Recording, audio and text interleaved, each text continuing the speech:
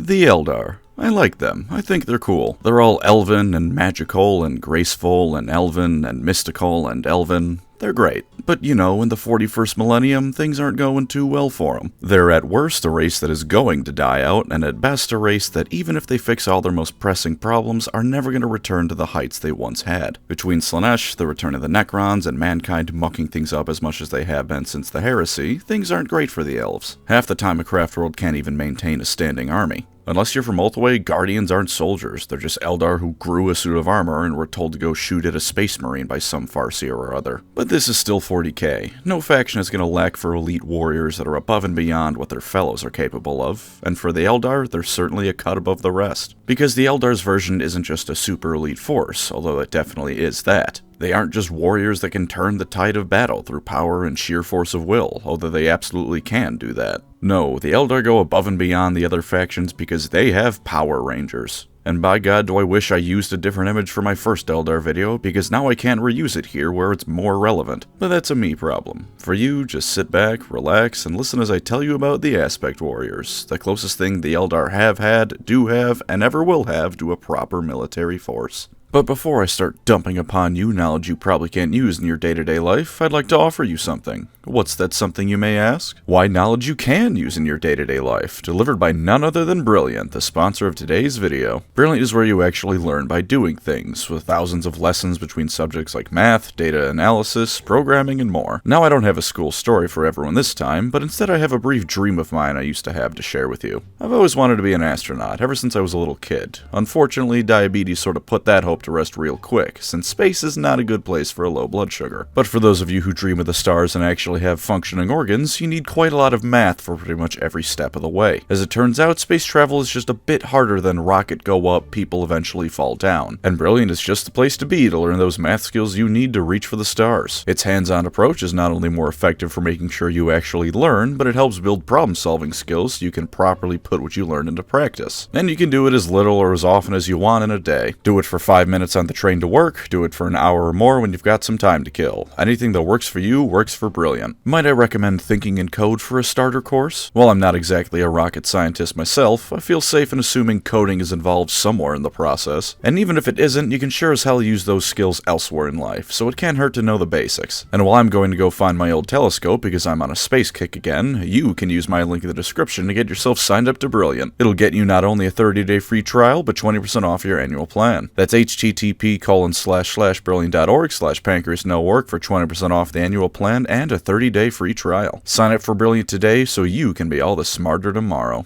Now then, go Aspect Rangers. To start talking about Aspect Warriors, I'm going to really quickly start by talking about the Eldar path system. I promise it's important and I'll be quick with it to get to the shooty fun bits. The path system is how the Eldari keep themselves from falling victim to the excess that brought their untouchable empire down via Slaanesh. Speaking as certainly as you can about the fake biology of the fake science of 40k, the Eldar of modern times aren't any different from the Eldar that brought about She Who Thirsts. The part of them that makes them so vulnerable to extremes and excess wasn't magically removed when the craftworlds ran away from the Empire. They're still the same species prone to the same mistakes. So the path system was devised. An Eldar will entirely devote themselves to one single field of study and work. This can be quite literally anything. There's a path of the botanist, who as you can expect, grows plants. There's the path of the healer, no rewards for guessing what that one does. Path of the mariner, for the Eldar who want to fly around their spaceships. There's even the path of grief, whose entire existence revolves around grieving what the Eldar have lost and those who've died. I imagine they're very busy in day-to-day life. Didn't know you could make a living off of being sad, but I do YouTube for a living, so I'm not exactly in a position to judge someone for not being a productive member of society. The paths exist so the Eldar's minds are focused on one thing, and they don't have the time to pick and choose whatever they feel like and fall back into excess. As a consequence of this, an Eldar will get incredibly good at whatever they choose to do. An understandable assumption to make would be that this makes them just as vulnerable to Slaanesh as they always were, since this does sound rather like the pursuit of perfection, but that's taking things far too literally. The end result of being the best at what you do isn't the goal, it's just a natural conclusion. If you live for thousands of years and spend every waking moment perfecting your craft as a chef, sooner or later you're going to be a better cook than Gordon Ramsay is. The key is discipline. They basically lock into their field to such an extent that they don't have the time to branch out and do all the frivolous hedonistic crap they used to. Naturally, for a wargame setting, the one we see most often is the path of the warrior, which is where the Aspect Warriors come into play. Each Aspect Warrior warrior is on the path of the warrior, and because warfare can involve infinite different variations in how exactly to kill the dude you want dead, the path of the warrior has what can be considered different subpaths, or aspects. When an Eldar feels the call of duty, they don't spend 100 years perfecting the ultimate slur to call a 12-year-old who keeps spawn killing and teabagging them. They join an aspect shrine to learn its way of war. The end result of this, as it is with all of the paths, is a being who is incredibly, unfathomably intelligent and capable in exactly one area of war. They will spend decades, if not centuries, learning from those who came before them, studying theory, meditating on their aspect, and fighting as a member of it. Each of these aspects were founded by a Phoenix Lord, basically an Eldar Primarch. Like the Primarchs, they had one thing they excelled at they passed on to their followers, although unlike the Primarchs, these Eldar aren't their kids, and they didn't fall to chaos after about 5 minutes of being left alone. Each aspect represents an aspect of Cain from Eldar legends, a part of the war god that their shrine represents on the battlefield. Like I said before, the Eldar are still vulnerable to the same excess and hyperfixations they always have been, although thanks to the path system, this doesn't manifest by them throwing a blood orgy in the town square. Instead, an Eldar can become lost on a path, where they've dedicated themselves so wholly to it that they can no longer leave it. It is as much a part of themselves as their very soul, and can happen with any path. On the path of the warrior, this is what results in Exarchs. Exarchs on the tabletop aren't really indicative of what they are in the lore, because in the game of 40k, they're just a squad leader for an aspect warrior unit. They're a bit stronger and have better equipment, nothing revolutionary. In the lore, however, in addition to leading units, they're also moral guides for their shrines. They teach newcomers and veterans alike of its traditions and methods of warfare, because having wholly dedicated their lives to their aspect, they know it like no other. They're priests of Cain himself, and indeed when it's time to bring about an avatar of Cain, one of them is sacrificed to bring his iron statue to life. They also tend to their shrines in a much more literal manner, keeping it free of cobwebs and in good condition. They're also miniature Phoenix Lords, as their souls do not join the Craftworld Infinity Circuit in death, but remain in the Exarch armor that they wear. When they fall and a new one takes their place, their spirits merge and the new Exarchs take on the personality of the first one, and sharing their wisdom continues on throughout the ages. Exarchs are something the rest of the Eldar look on with a mix of reverence and disgust. The reverence comes from the fact they embrace part of the Eldar psyche the rest are too afraid to. An Exarch has committed themselves wholly to a single path without going insane and losing themselves to excess, which is to be commended. They're also just really good at what they do. But on the other hand, it also means that the Exarch was unable to properly compartmentalize their path and separate it from their personality and sense of self. The whole idea is called being lost on the path for a reason. An Exarch may be utterly disciplined in the end result of thousands of years of training and meditation, but they couldn't stop themselves from becoming obsessed. It's also a bit worse for Exarchs because unlike when an Eldar becomes lost on, say, the path of the botanist, they become obsessed with killing people, which is a bit grim. Whatever the equivalent is of an Exarch for a more civilian path is just going to talk your ears off for flowers or the best way to cook a steak. An Exarch, meanwhile, can sit there for hours discussing the best way to murder a human who's exactly 5 feet 11 inches tall, compared to a human who's 5 feet 11 and a half inches tall. It's a bit morbid. Going back to the aspect warriors as a whole, each Craftworld will usually have a shrine for each aspect. That being said, for a variety of reasons, these shrines will have varying levels of popularity from Craftworld to Craftworld, and some may not even be filled at all, depending on who we're talking about. For example, Baal-Tan is the Eldar Imperium. They want to get out there and slaughter all the Xenos for daring to exist on their maiden worlds. As a result, pretty much every aspect shrine is brimming with Exarchs and more standard warriors on Baal-Tan to fuel their ever-marching war machine. Ulthwé, meanwhile, specializes in the path of the seer rather than the path of the warrior, since being 5 feet from the Eye of Terror for most of their history meant that they wanted to know exactly when and where the next chaotic incursion was going to happen.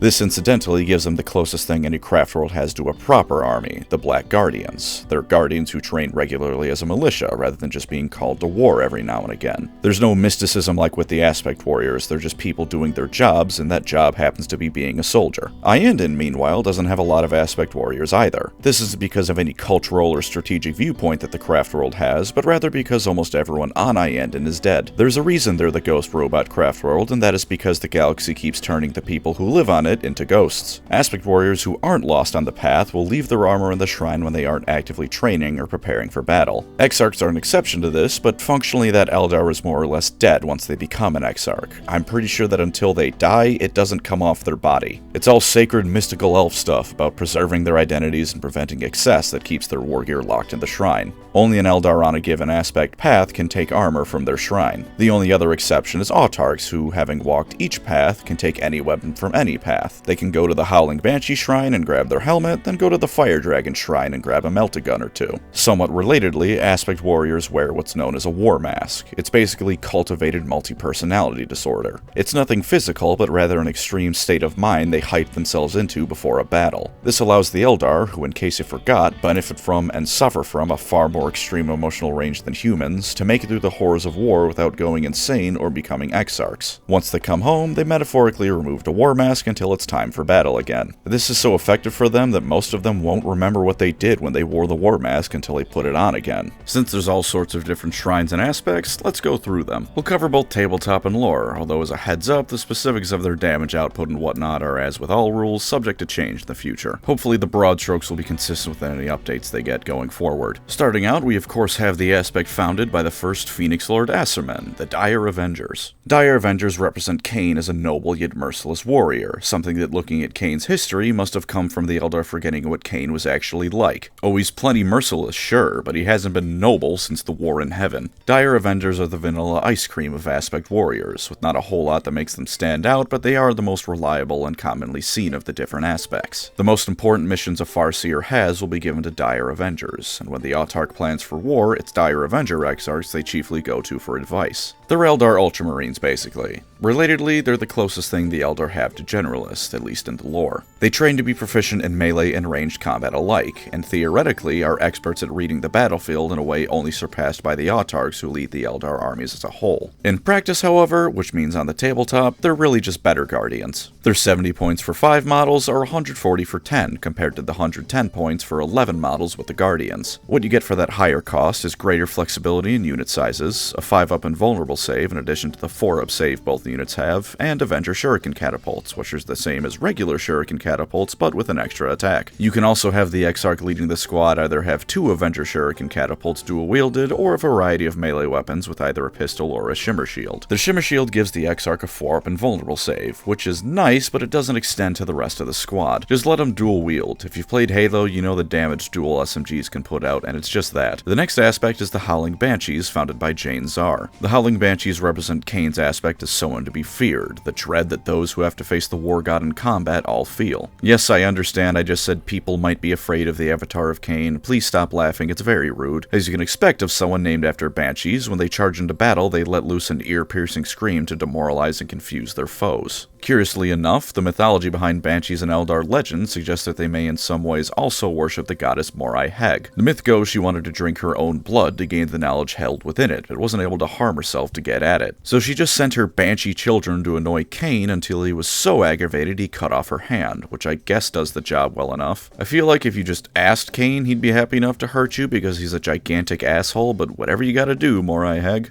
Cain got ownership of Banshees after that. None of this really matters because this is about the Eldar myths of Banshees and not the aspect itself, so I hope you've enjoyed me completely wasting your time for about 30 seconds or so. The Banshees themselves are a female aspect, as the Banshees of legend were always female spirits. There's nothing stopping a male Eldar from joining up though, and they're welcome into the aspect regardless of the dangly bits they've got between their legs. Those breastplates they're wearing just happen to be empty for the duration of the time on the path. And either way, wood. On the field of battle and the tabletop, a Banshee's job is to run up screaming and start chopping people to bits. At 85 points for 5 models or 170 for 10, they are a bit pricey but can chop things up pretty well. They have 8 inches of movement compared to the usual 7 for Eldar infantry. Not exactly a huge increase, but it can help get that perfect charge. Far nicer, however, is them being able to charge even if they've advanced or fallen back that turn. So while with pure stats they aren't much faster, with that you can ensure your Banshees are going to catch up to whatever you need them to. Each of them has a Shuriken pistol, which isn't phenomenal, but does let them shoot in engagement range, so in all honesty, it's just a nice little bit of potential extra damage for a melee unit. They have a 4-up save and a 5-up invuln save, just like the Dire Avengers. Each of them is also armed with the Triskele sword, which can put out 3 attacks hitting on 3s at strength 4, AP -2, and 1 damage a pop. Weaker units like Guardsmen will fall apart with this onslaught, and they aren't a horrible challenger when matched with things like Marines either. The Howling Banshees Exarch can replace her Banshee pistol and blade with a variety of different melee melee weapons. Just look at whatever specific variation of chopping people into mincemeat you want and take that. Each of them has their own benefits to take over the others. If you want my specific advice, take whatever you want, but make sure to replace her pistol with a mirror sword. One of your models losing their pistol shot is absolutely worth it in exchange for getting 6 melee attacks that are stronger in every way possible. Next up is the Striking Scorpions. They represent Cain's wrath, which can fall upon anyone from the shadows without warning. They're a sneaky bunch who creep up behind you without any warning, only for them to suddenly rip into you with a chainsword the moment your attention is focused elsewhere. If you think that a sneaky unit using chainswords doesn't make sense, consider that the chainsword doesn't need to be activated until it's biting into someone. Maybe it's elf magic, so it only activates once it makes contact, maybe it's a motion sensor or something that has the same effect, or maybe it's part of their training to time the activation of their sword with their swings. Either way, if you think the Raven Guard are capable of being stealthy, then there's no reason that the Scorpions can't either. Their Phoenix Lord was originally a man named Ahra, but Ahra had a bit of a problem. He couldn't quite shake the evil bastard nature the Eldar Empire had, and committed a social faux pas known as summoning demons into an aspect shrine to get a bunch of Eldar killed. He became known as the Fallen Phoenix, and the Phoenix Lord of the Striking Scorpions became Karandras. Ahra, for his part, is probably Drazar and leads the Dark Eldar Incubi, although lead is a strong term. They can't get rid of him, and anyone who challenges him usually dies before they can finish speaking, so they just have to tolerate his presence. Unlike the Imperium, though, the Eldar understand that the dude in charge falling to the dark side doesn't warrant killing everyone who ever listened to him at some point, so the Striking Scorpions are still hanging around. On the battlefield, the role is that of stealthy assassins, creeping through the bushes to jump some poor dude. While not as fast as Banshees, having the more standard 7 inches of movement, they're far better at moving through rough terrain to get to the perfect ambush. On the tabletop, this is represented by them having the Infiltrator's rule, letting you deploy them anywhere on the battlefield more than 9 inches or more away from enemy models and units when you're setting up. While they have the standard 5-up invuln save, these guys actually have a 3-up normal save, making them a little bit tankier than most other Eldar infantry. Each of them has a shuriken pistol as well as a Scorpion chainsword, which gives them 4 strength 4 attacks, hitting on 3s and no AP, each worth 1 damage. As you can guess, they're very good at targeting weaker units that are undefended. Put them in the perfect position with infiltrators, then throw them at something suitably squishy.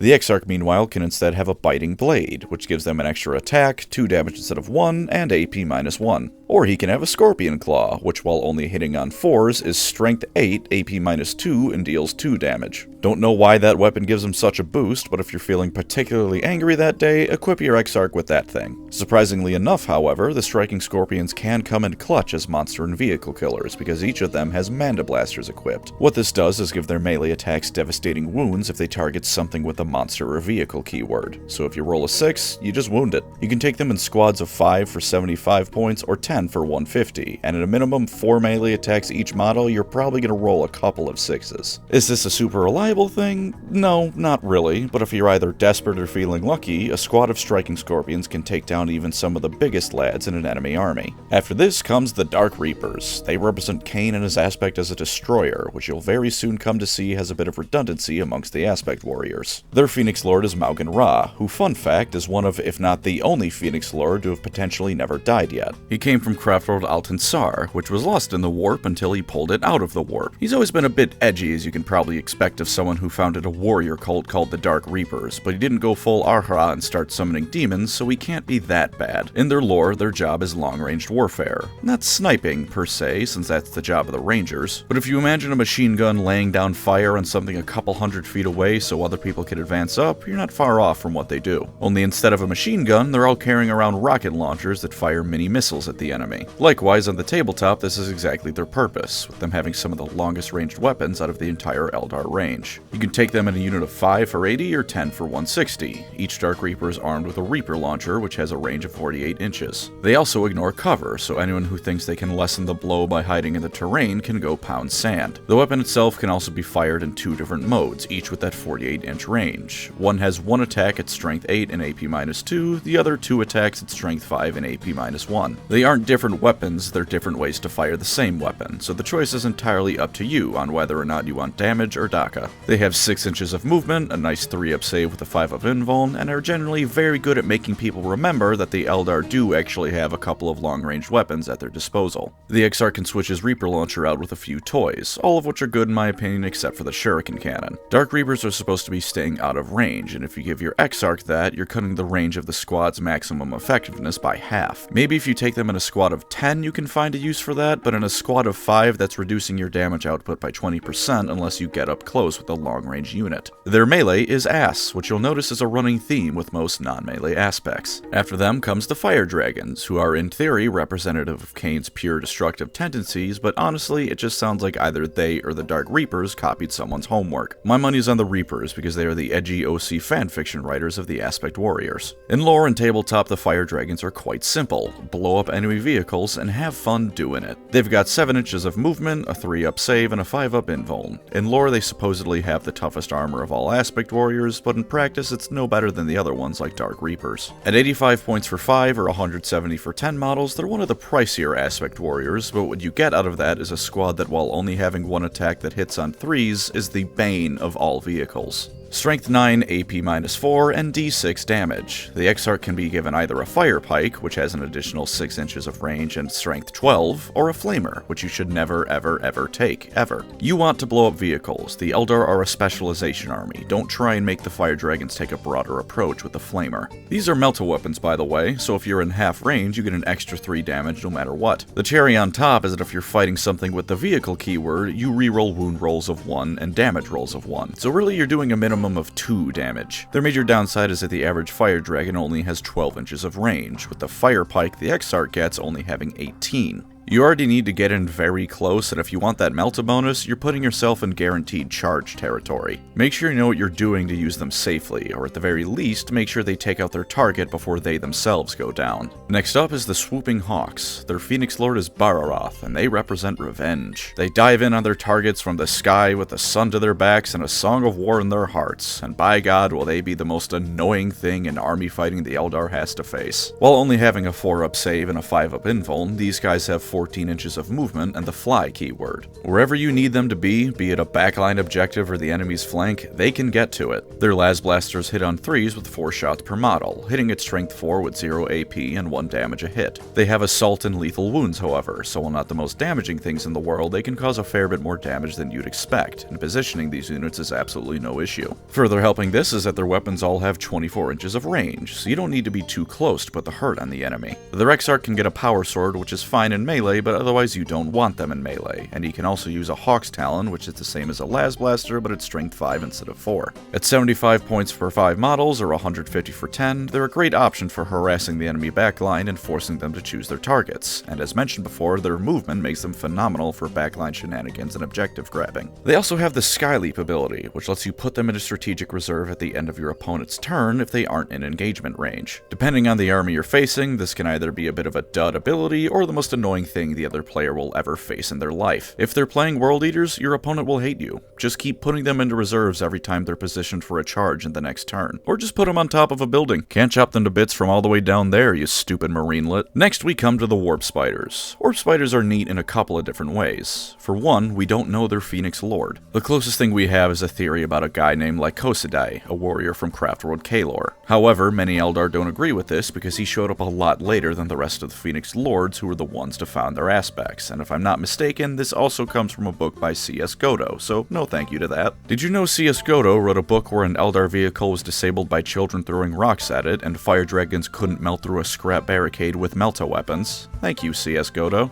Most interesting is the fact that these guys dive directly into the warp to teleport behind their targets. This on the one hand gives them mobility completely unparalleled in the setting. Enemy behind cover or cowering inside a bunker? Well, now you're in the bunker next to them. Sucks to be that guy, because he's now dead. But on the other hand, they aren't any less vulnerable to Slaanesh eating their souls than any other Eldar, so sometimes when they jump into the warp, they just don't come back out. In fact, I think that's the lore reason you can't take them in Kill Team. Eldar leaders don't want to send a dude on the most important Spec Ops mission imaginable if there's a non-zero chance he might just vanish into hell. They represent the idea that the best defense is a good offense. Are you going to be attacked in the next few days? If so, send in the Warp Spiders to get the jump on them first. On the tabletop, they have a 3-up save save and a 5-up invuln. They cost you 115 for 5 or 230 for 10 models, which makes them some of the priciest units in the Eldar roster period. If you want a full squad of 10, we're getting into the territory of things like Wraith Knights or an Avatar of Cain. This is made up for by the fact that you can absolutely play hell with the enemy if you're running these guys. Their Death Spinner weapons, while having no AP and only being damage 1, have the potential to be absolute monsters. They're Torrent weapons for starters, so they always hit. They have D6 attacks, so depending on your squad size, you can potentially have 60 attacks if you get insanely lucky with the dice. And they have devastating wounds, so they can potentially just hit with no save allowed. The Exarch can have power blades for some more melee oomph, but you can also give them an extra Death Spinner.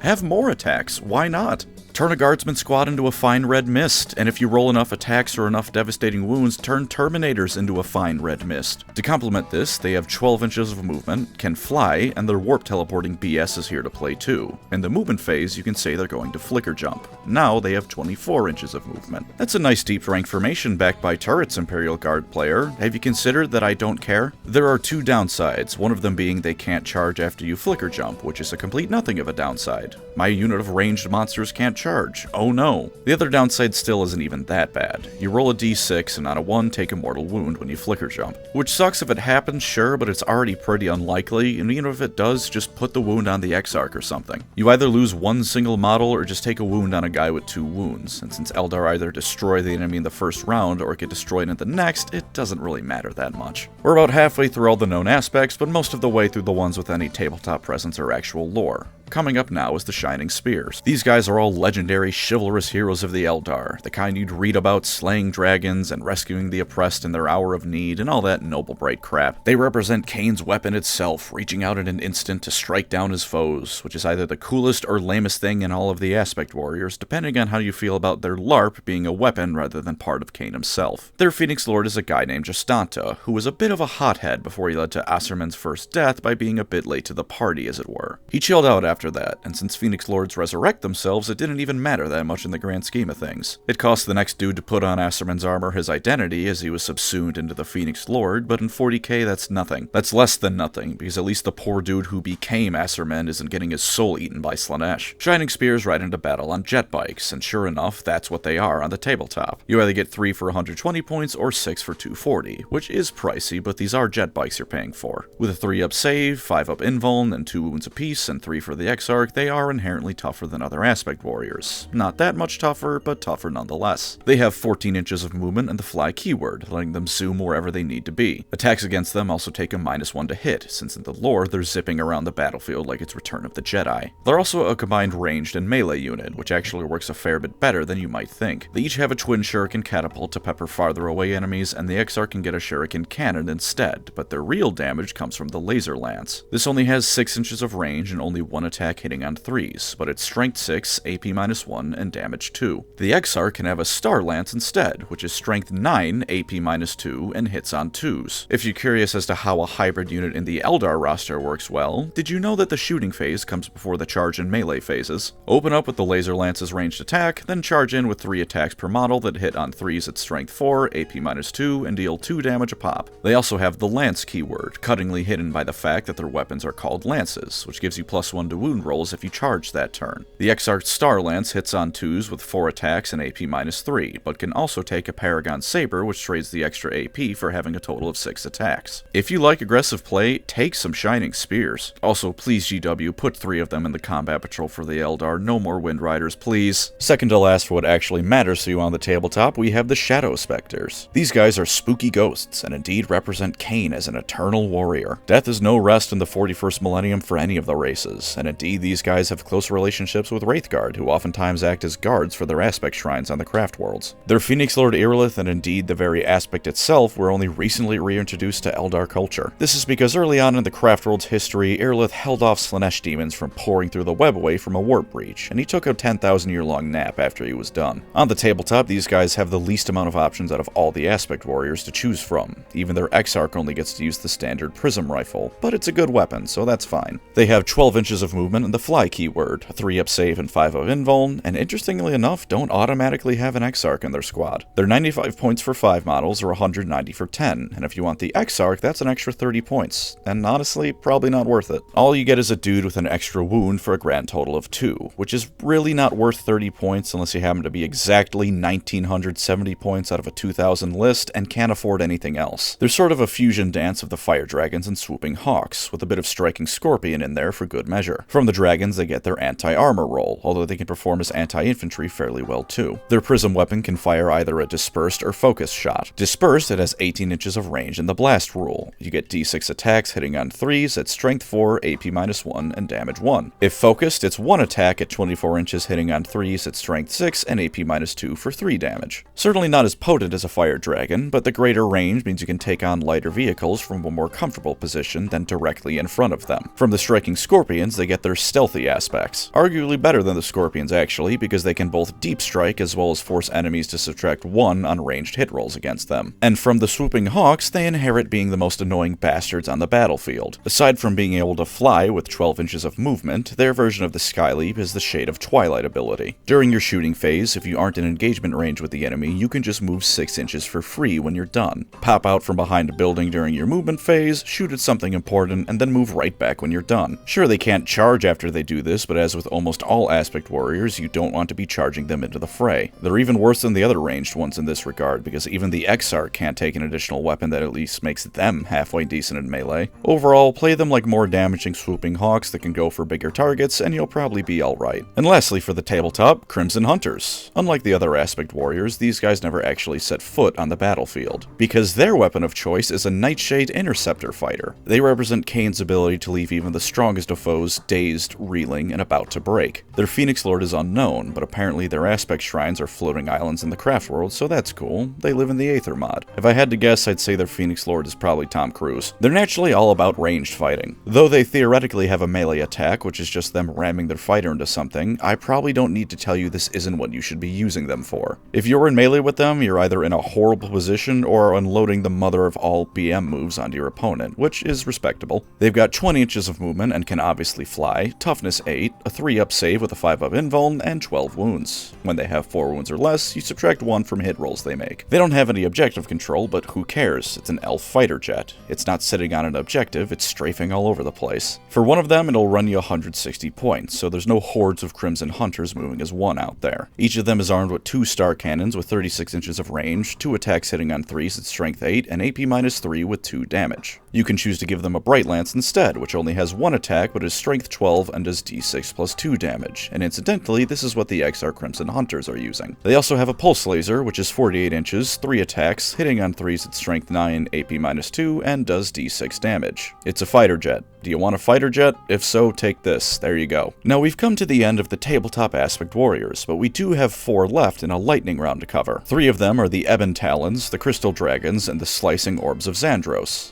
That is all we know about them, thank you for coming. The 4th one is what's known as the Eagle Pilots. They're Crimson Hunters, but their aircraft of choice is Eldar fighters that are rated for spaceflight. If you're playing Battlefield Gothic or that Aeronautica Imperialis game, these are the guys piloting the fighters. They represent some aspect of Kane or war in general, I'm sure, but I don't know what it is. Their Phoenix Lord is a dude named Amon Harakt, but this might be completely wrong, because the thing is, that name just translates to fighter pilot. Now, there's 2 things that might have happened here. One is that the Imperium mistranslated the Eldar saying this and ended up assuming it was the name of the dude who started the aspect, rather than the Eldar just saying the words fighter pilot. 2 is that the guy who founded the Eldar branch of fighter pilots is named Fighter Pilot. This is incredibly stupid, but it's also completely on brand. I mean, you all know the jokes. The Legion of Space Marines with Iron Hands named the Iron Hands, following their father whose name is Iron Hands and in fact has iron hands. Or who can forget the Primarch of the Raven Guard, Bird. So who knows, but either ways, they aren't that important.